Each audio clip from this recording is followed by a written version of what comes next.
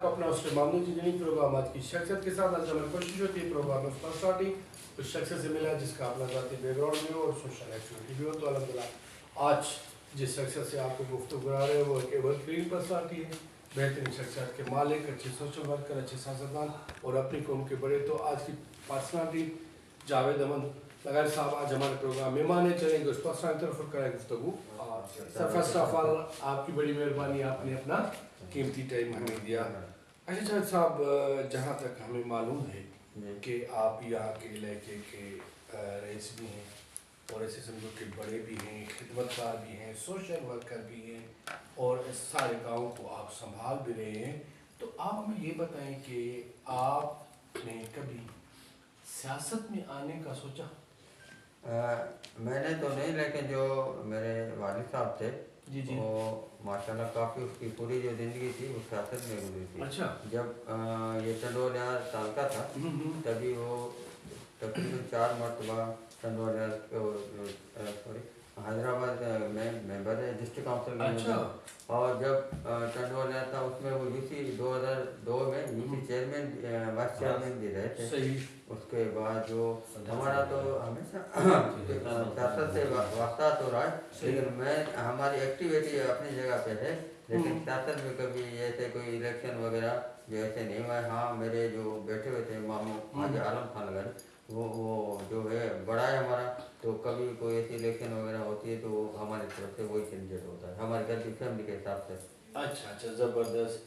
अच्छा, आप peoples party को सपोर्ट कर रहे हैं, मीन्स आप सियासत में घिरे हुए भी हैं, सियासत में अपना बंदा खड़ा भी कर रहे हैं, आपके वाल साहब का भी पूरी ज़िंदगी सियासत में गुजरी, तो आपने क्यों सियासत से किनारा कशी?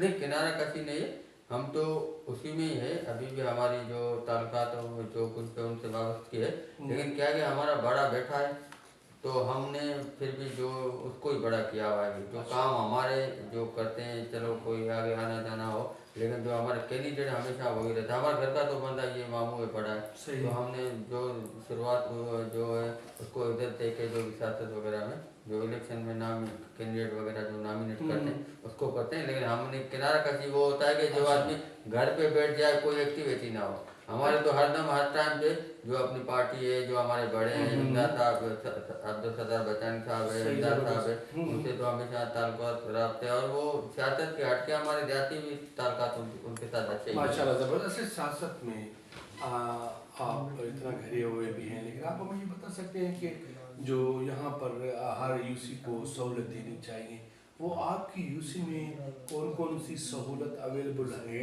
और या किन चीज़ों की ज़रूरत है, वो भी थोड़ा हमें बताएं। देखो ना, इशू अभी जो है कि हमारे यहाँ पूरे पाकिस्तान में ओवरऑल हर जगह पे है।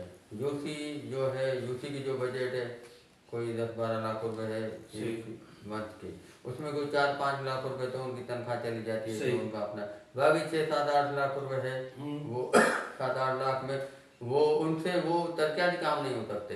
वो ही हो सकता है कोई सिलाई मशीन वगैरह, कोई वो फिर जो कैंडिडेट उनकी जो यूपी से लेके वार्ड तक होते हैं, फिर वो उनको जो कंबाइंड फैमिली के हिसाब से होता है, फिर वो थोड़ा थोड़ा जो मिलता है, फिर वो अपने इलाके में गांव में तो कहाँ पे सिलाई मशीन दे दी, कहाँ पे सोलर प्लेट दे दी, वो काम होता रहता है हमारे इलाके में काम। माशाल्लाह जो हमारे जो है जो हमने इंतखाब किए जो जीते बंदे वो अपना काम सही तरीके से कर रहे हैं। अच्छा, आप एक ज़मींदार हैं, आप समझते हैं कि आजकल का जो ज़मींदार है वो बेहतर सर्वाइव कर रहा है, क्योंकि महंगाई इतनी बढ़ गई है और यहाँ पर अगर अब कोई चीज़ ज़मींदार बेच रहा है तो उसके रेट बिल्कुल कम है, तो इस हिसाब से हारी और ज़मींदार का गुजारा कितना बेहतर हुआ है? हमारे यहाँ जो ज़मींदार है वो जो बड़ा ज़मींदार है जिसके पास केला कमल है वो तो ठीक है, ज़बरदस्त। जो ज़मींदार वो जैसे कोई हमने अभी काटन लगाई थी, घंटों पे आता है, वो ज़मींदार फेल है। वो ज़मींदार ऐसे है कि वो जो खर्चा करता है उसकी रिकवरी भी नहीं होती। वो समझोगे बिल्कुल ही जो अल्फाज ही नहीं है जो मैं बयान करूँ, उसका गुजारा ही मुश्किल है। अगर वो 6 महीने फसल लगा के जब विंडो होता है तो वो हिसाब करेगा तो वो किसी न किसी सेचेगा, किसी बनिएगा, किसी पेट्रोल वालेगा या किसी करने वाले कर्जा ही होगा, उसके बाद बचत नहीं होगी। अच्छा, तो फिर वो सर्वाइव नहीं कर पा रहा। आप अपने हारी को कैसे हैंडल करते हैं, क्योंकि آپ ہی کہہ رہے ہیں کہ ہاری کو بالکل مزہ نہیں ہے, وہ سروائیو نہیں کر سکتا, تو ہاری تو آپ کی طرح ہی کام کر رہے ہیں, تو آپ اس کو کیسے مینیج کریں گے؟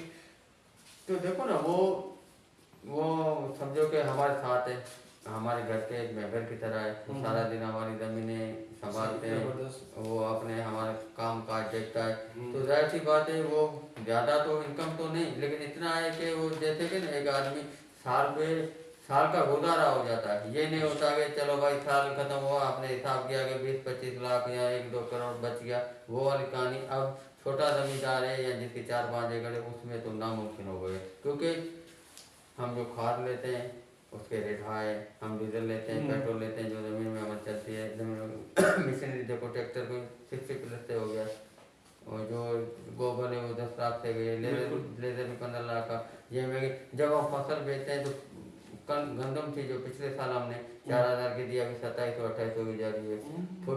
پھٹی جو ہماری ہے وہ جو ہے 4.5, 5, 6, 7 ہزار, اور اس کے اوپر جو ابھی جو ہمارے یہاں ابھی کیا ہے کہ 2-4 سال ہو گئے, قدرت کا ایک قانون ہو گیا جو موسم ہمیں سوٹیبل نہیں ملتا. اچھا, تاکہ فصل بہتر ہو, فصل کو پچھلے سال تھا یہ تھا کہ موسم ہمیں ہیٹ ملنی چاہیے تھی, اتنی نہیں ملی. اس سال جو ہیٹ ہمیں زیادہ ملی اس سے نقصان ہوا, پچھلے سال نہ ملنے کے حساب سے نقصان ہوا. یہ ہوتا رہتا ہے اکثر, یہ بڑی پرابلم ہے. اچھا, آپ کی زیادہ تر مصروفیات کن چیزوں میں ہوتی ہے؟ آپ خود کو کمفرٹیبل کس چیز میں سمجھتے ہیں؟ یہ ہماری زمینداری ہے, اس کے بعد جو ہے ہمارے گاؤں میں ان کا بھی کوئی مسئلے مسائل ہوتے ہیں, وہ تو زیادہ تر نہیں, کبھی کبھار ہوتا ہے, لیکن بندوں سے اٹھنا بیٹھنا زیادہ تر زمینداری میں. یاد ہوتے ہیں اس کے پھر علاقے کے حساب سے کہیں پہ ظاہر سی بات ہے ہمارے لوگوں کے ساتھ تعلقات ہیں, کہاں پہ کسی کی دعوت ہے, کسی کا مرنا ہے, اچھا, کسی کا آپ جانا ہے. کے مسئلے ہیں آپ ہلکے سے کرتے ہیں, کیونکہ آپ دیکھ رہے ہیں کہ پبلک کے کتنے مسئلے ہیں, تو وہ مسئلے بھی سارے آپ ہی حل کرتے ہیں؟ نہیں, ہمارا جو ہے صرف اپنے گاؤں تک محدود ہے. اچھا,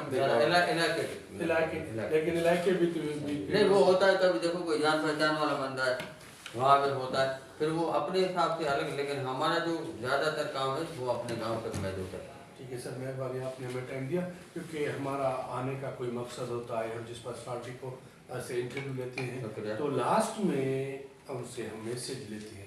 میسیج یہی ہوتا ہے کہ آپ کے علاقے میں جو لوگ رہ رہے ہیں, جو عوام رہ رہی ہے, اس کا آپ کے اوپر حق ہے. اگر آپ کر نہیں سکتے تو آواز اٹھا سکتے ہیں, تو ہم وہ آواز آپ کا اعلیٰ ایوانوں تک پہنچاتے ہیں تاکہ ان لوگوں کا کام ہو جائے. تو یہ جو میں میسیج آپ سے لے رہا ہوں, وہ میسیج یہ ہے کہ آپ کے یہاں پر کن چیزوں کی ضرورت ہے, یا کن چیزوں کی آپ ضرورت محسوس کر رہے ہیں, یا جو کچھ آپ کو چاہیے وہ آپ ہمارے چینل کے تھرو سارے ایشو ہے. تعلیم کا ایشو ہے, صحیح, سب سے بڑا تو ہمارا تعلیم کا ایشو ہے. صحیح جواب. اس کے بعد صحت کا ایشو ہے, اس کے بعد چلو روڈ ہے, رستہ ہے, لائٹ ہے, بجلی گئے تھے, ان کے علاوہ بھی گزارا ہے.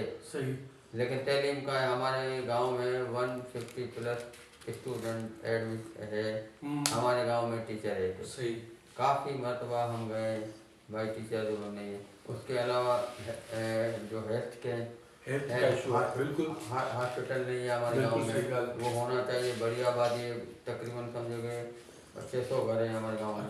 600 گھر اتنی کمیونٹی کے گھر ہیں. اس کے علاوہ جو ہے کہ بڑا گاؤں میں پڑھے لکھے, نوکری ڈیوٹی وہ تو اپنی ہم تو ان کی ڈیمانڈ ہے, لیکن یہ بنیادی سوچتے یہ ہمیں ملنا چاہیے.